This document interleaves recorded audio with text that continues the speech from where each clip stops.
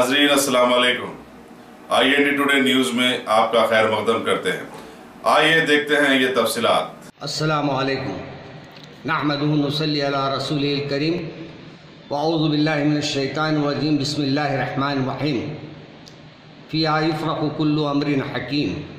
अज़ीज़ान मोहतरम, आप और हम सब जानते हैं कि 15वीं शाबान अल्लाह ने हमको एक रात ऐसी अता फ़रमाई है जिसके बारे में कहा जाता है, हदीस मुबारका में आता है कि ये रात अल्लाह तबारक व तआला अहम फ़ैसले फ़रमाता है।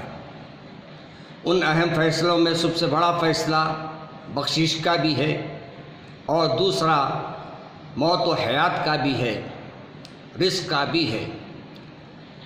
और ये भी कहा जाता है कि कुछ लोगों की इस रात को बख्शिश नहीं होगी, उसमें शराब पीने वाला भी है और माँ बाप का नाफरमान भी है।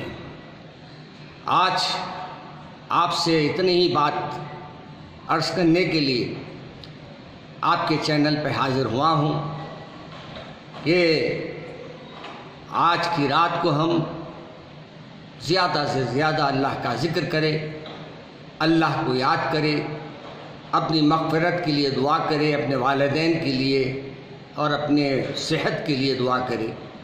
और यही नहीं, अपने वक्त को इधर उधर लगाने के बजाय, रास्तों में खड़े रहने के बजाय मसाजिद का रुख करें और सलात तस्बीह पढ़े या नफिल नमाज़ें अदा करें। होटलों से बचे, गब्बाजियों से बचे और जितना मुमकिन हो सके इस रात को अल्लाह को राज़ी करने की रात बना लें।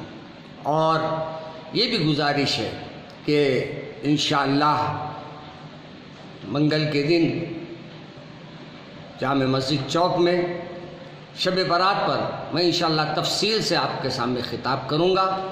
आप तशरीफ़ लाइए तो इंशाअल्लाह आपको मालूम होगा कि शब बारात में अल्लाह तबारक व तआला बनी कल्ब के बकरियों के बालों की तादाद में लोगों को नजात देता है और दोज़ख से नजात देता है।